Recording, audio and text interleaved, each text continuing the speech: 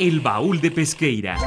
Un espacio que enriquece diversos acontecimientos históricos a través de la sonoridad de la radio. Esta es una producción del Departamento de Historia y Antropología en coordinación con Radio Universidad.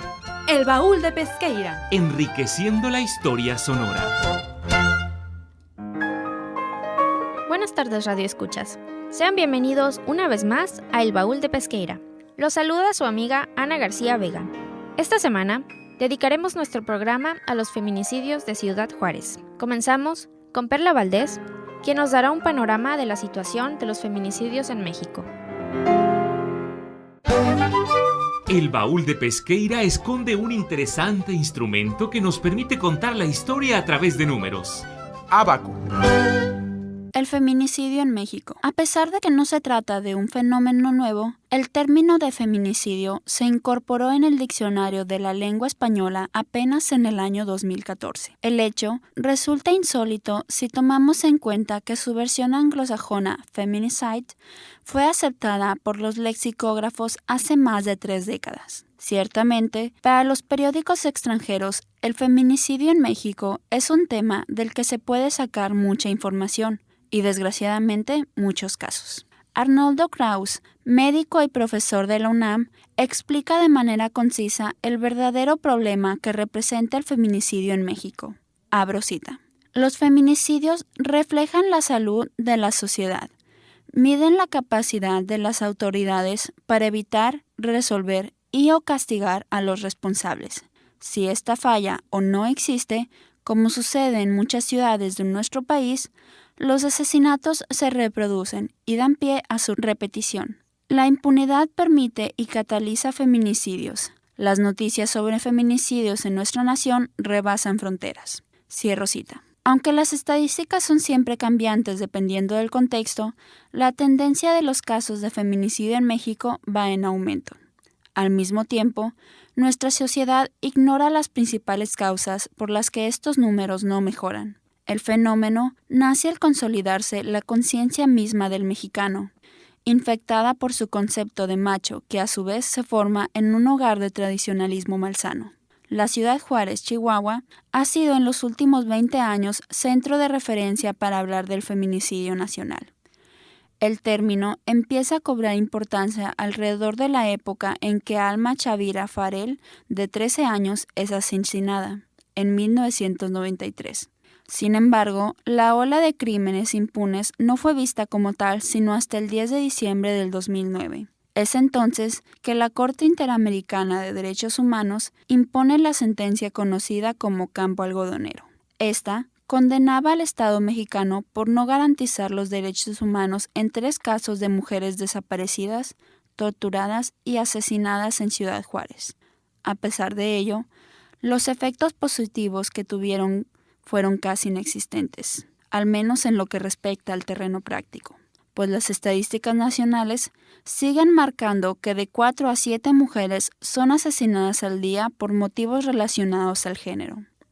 María José Reyes Retana, investigadora del Observatorio de la Ciudad de México, considera que los feminicidios han llegado al trágico punto de verse como parte de la cotidianidad. Todo esto debido a la permanencia de las relaciones de poder entre géneros. Un par de roles determinados en tales circunstancias solo contribuyen a la desigualdad y a las nociones erróneas sobre el lugar que, supuestamente, deben ocupar hombres y mujeres.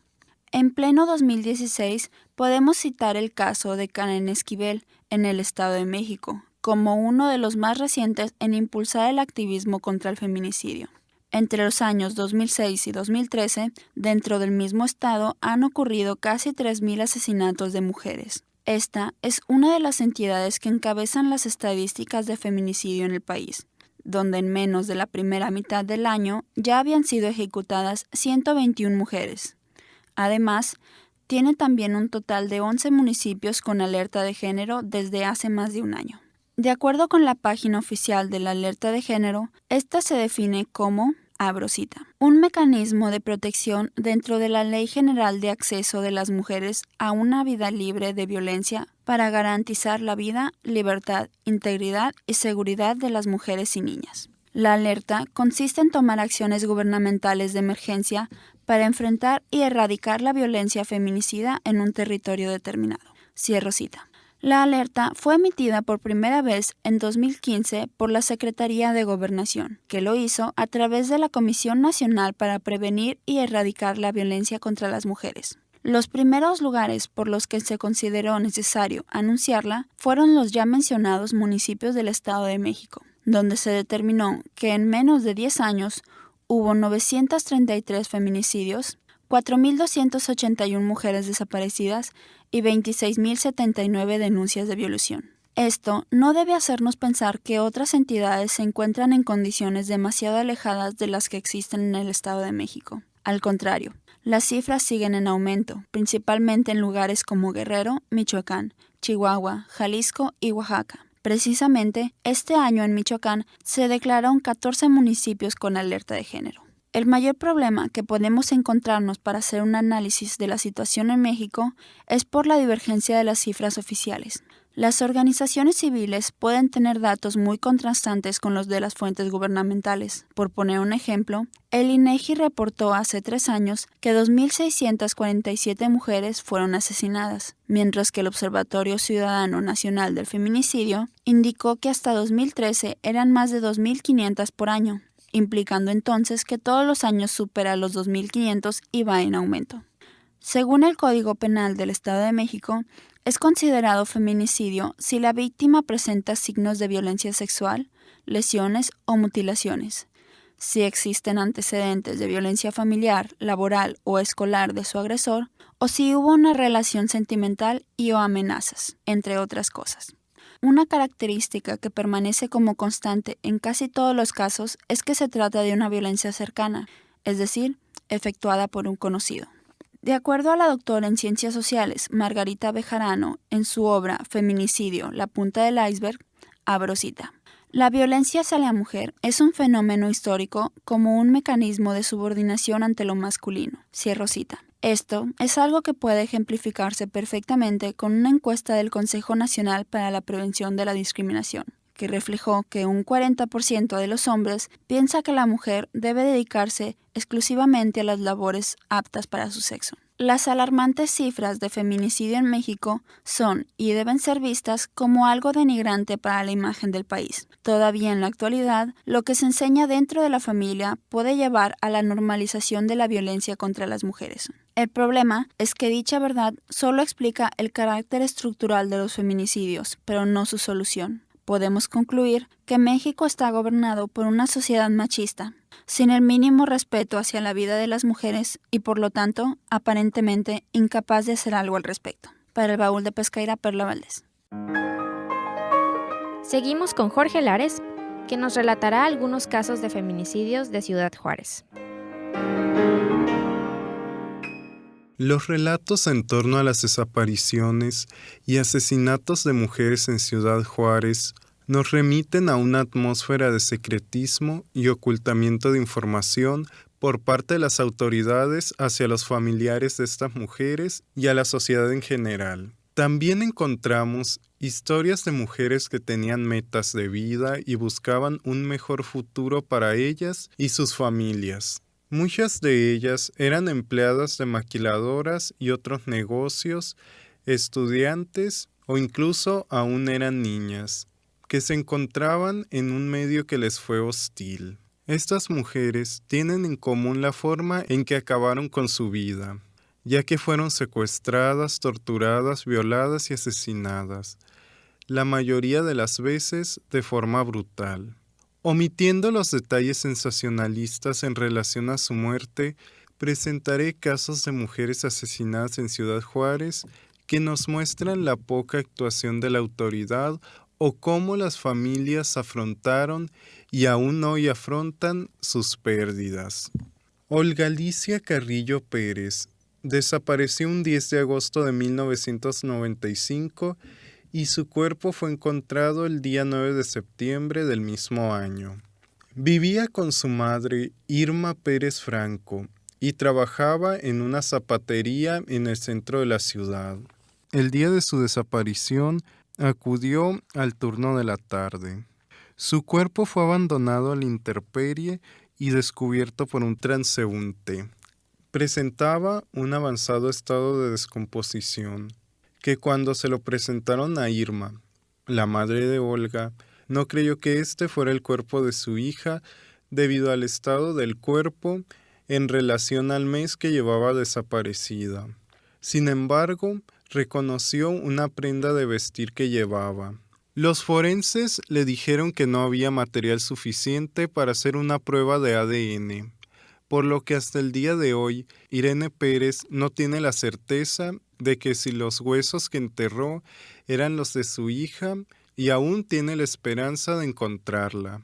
El 11 de julio de 1995, la joven Silvia Morales, proveniente de una humilde familia conformada por 7 miembros que emigraron desde Coahuila a Ciudad Juárez, atraídos por las oportunidades de empleo que ofrecía la emergente ciudad, así como por la esperanza de mejorar su nivel de vida, que ya no era sostenible en su lugar de origen, fue llevada a la escuela por uno de sus hermanos. Silvia, de tan solo 17 años de edad, planeaba estudiar una carrera universitaria en administración de empresas o dedicarse a la docencia como su hermano. Su itinerario consistía en salir muy temprano a la parada de camiones para llegar a las 6 a la escuela. Después de salir de clases, alrededor de la 1, se dirigía a la zapatería donde trabajaba. Pero ese día no volvería a su casa. En los procesos judiciales que realizó su madre, como la denuncia de su desaparición, así como cuando le exigió justicia al gobernador, se topó con la apatía de los funcionarios. El cuerpo de la joven Silvia Morales fue encontrado tiempo después.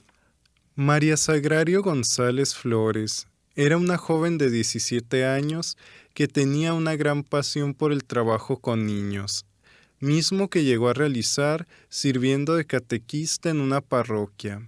Su sueño era estudiar para ser educadora, por lo que entró a trabajar en una fábrica misma en la que trabajaba su padre, con la intención de ganar dinero para costear sus estudios. Desapareció el día 16 de abril de 1998 y su cuerpo fue encontrado el día 29 del mismo mes, 13 días después. A raíz de esto, e inspirada por los sueños de su hija, su madre realizó actividades en favor de la educación de los niños de su comunidad, creando incluso una fundación con el nombre de su hija. Andrea Guerrero Benzor fue una joven que estuvo muy ligada a los asesinatos de mujeres en Ciudad Juárez y a los medios de comunicación. El nacimiento de Andrea fue objeto de publicación en la prensa de su ciudad por tratarse de la primera juarense nacida en el año de 1995. Fue vecina de María Sagrario, de la que recién acabo de hablar. Su madre se unió a la agrupación Zorros del Desierto, encargada de realizar rastreos en zonas desoladas de la ciudad con la finalidad de encontrar restos de mujeres asesinadas. Aunque Andrea no participó en los rastreos debido a su corta edad, sí ayudó a pintar las cruces rosas que colocaron en su comunidad. Debido a la pobreza de su familia, trabajó unos días en el puesto de dulces de uno de los principales sospechosos en casos de desaparición de mujeres. Desapareció en agosto de 2010 y sus restos fueron encontrados en 2012. Y como en su nacimiento, volvió a ser noticia tras su muerte. La niña Brenda Berenice Delgado, de 5 años, hija de una joven madre, fue encontrada muerta en 2003 cerca de las vías del ferrocarril con los indicios típicos de los crímenes contra las mujeres de Juárez. Desapareció un día 10 de febrero tras ir a la tienda cercana a su casa. Y así como estos 5 casos, existen muchos más de jóvenes que fueron brutalmente asesinadas y con sus sueños truncados. Para el Baúl de Pesqueira, Jorge Alfonso Lares Miranda. Daniel Montaño nos hablará sobre la respuesta del Estado frente a los feminicidios de Ciudad Juárez. El baúl de Pesqueira guarda información y datos relevantes y curiosos de gran interés. Y hoy la presenta a través de Cajita de Madera. Respuestas del Estado frente a los asesinatos. En el caso de los asesinatos de mujeres en Ciudad Juárez para la década de 1990, se puede observar que hay poca o nula acción por parte del gobierno mexicano a la hora de interceder por las víctimas de asesinato. Esto demostrándose a partir de la presión política que se ha tenido que llevar a cabo por parte de instancias como la Comisión Nacional de Derechos Humanos, siendo esta la que ha señalado como responsable a México por graves irregularidades y negligencias en general en las investigaciones estatales, incluyendo la identificación errónea de cadáveres, la imposibilidad de obtener pruebas periciales de la evidencia forense, fallas en la realización de autopsias u obtención de análisis de semen, además de fallas en los archivos de reportes escritos e incompetencia para llevar registros de la creciente ola de asesinatos de mujeres. También hay que destacar que una de las razones de los índices de asesinato en Ciudad Juárez tiene que ver con el constante conflicto entre cárteles de drogas y militares, pues esto termina generando que varios fallecimientos no sean investigados. De hecho, algunas muertes son consideradas como ajustes de cuentas, esto último provocando que el feminicidio sea algo olvidado. Viendo la cuestión de la respuesta por parte del gobierno, hay que destacar cómo en el sexenio de Vicente Fox no se dio una respuesta que diera una solución real. En esto señala Silvia Magali, en su artículo Las muertas de Juárez, invisibles para el presidente Fox, que, abro cita, el mandatario mexicano sigue ignorando una demanda generalizada para que los casos sean atraídos por la Procuraduría General de la República, ya que según Fox es responsabilidad del gobierno de Chihuahua. Cierro cita. En esto solamente demostrando una gran indiferencia por parte del expresidente, lo cual para esos años ya se daba un total de 300 mujeres asesinadas y más de 1,000 desaparecidas. La negativa de atraer el caso al ámbito federal provocó repudio y desilusión entre las organizaciones civiles nacionales, pero sobre todo entre las madres de las víctimas, quienes continuarán exigiendo justicia para sus hijas muertas. También hay que destacar el sexenio de Felipe Calderón, el cual se puede destacar el caso de Campo Algodonero. Esto fue un feminicidio de 3 jóvenes encontradas en el sitio mencionado, en Ciudad Juárez. Lourdes Godínez Leal menciona en su artículo Feminicidios de Juárez, disparados en sexenio de Calderón, señala que, mientras la violencia contra las mujeres se ha agravado en el norteño estado de Chihuahua, donde se ubica Ciudad Juárez, a raíz de la militarización de la entidad como parte de la lucha contra el crimen organizado. El número de asesinatos de mujeres que ocurría en una década en el estado, ahora ocurre en un solo año, advierte el Centro de Derechos Humanos de las Mujeres de Chihuahua. En el caso de Campo Algodonero, la administración de Calderón aseguró en 2 ocasiones ante la Corte IDH que había un avance en las pesquisas, aunque siempre presentó a ese tribunal a quien, desde hace 11 años, es considerado el presunto culpable de solo uno de los 3 asesinatos. Este caso terminaría siendo algo heredado al mandatario del actual presidente Peña Nieto. A partir de lo mencionado se puede destacar que el gobierno mexicano, aparte de una mala organización para arreglar problemas como el narcotráfico, solo demuestra un fuerte desinterés hacia la sociedad, más que nada en las mujeres. Y es que el hecho de ignorar sus muertes no solo muestra el machismo que prevalece en la gente, sino que demuestra el poco valor hacia la vida. Para el baúl de Pesqueira, Daniel Montaño. Continuamos con Víctor Castellanos, que nos hablará sobre las cruces rosas.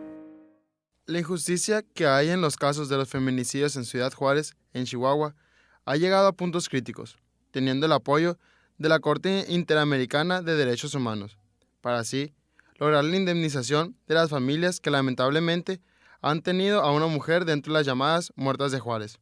Uno de los casos que más ha impactado a la sociedad, no solo de la misma ciudad, sino del país y varias partes del mundo, es el llamado Campo Algodonero, donde se encontraron en diferentes días cuerpos de mujeres que habían sido violadas y asesinadas. De este caso salen las famosas cruces rosas, las cuales buscan darle un recuerdo a la sociedad sobre las mujeres que son asesinadas sin previo aviso en su ciudad. Las cruces rosas muestran en un principio una señal que allí fueron encontrados los cuerpos de las mujeres víctimas del feminicidio. Las cruces rosas se fueron esparciendo alrededor de la ciudad, en las tumbas de mujeres que han sido secuestradas y posteriormente asesinadas.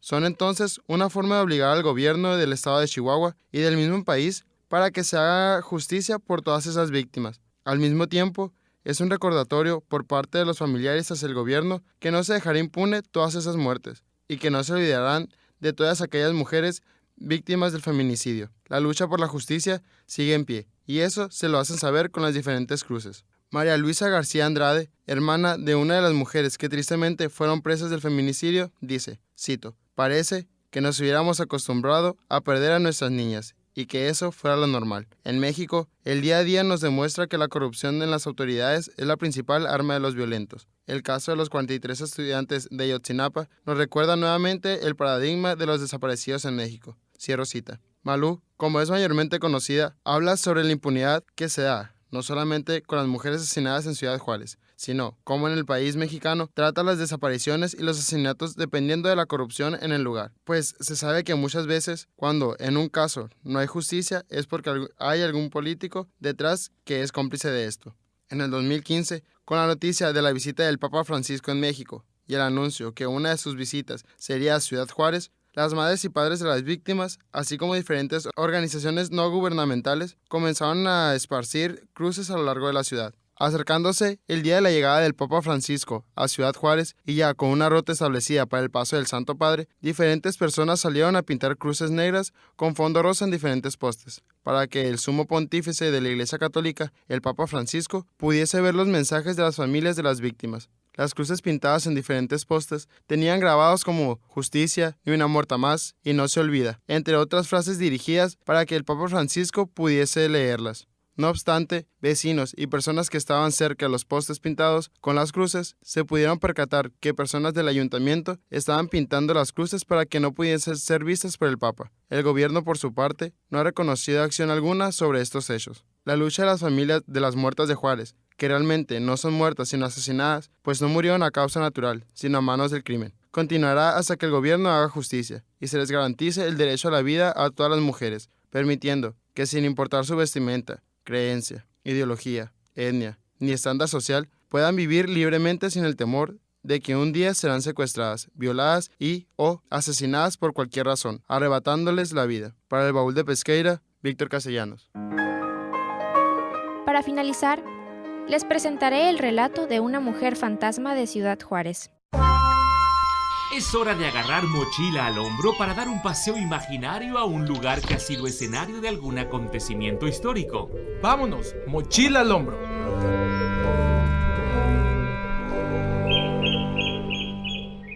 Tenía 19 cuando me mataron, hace ya 23 años.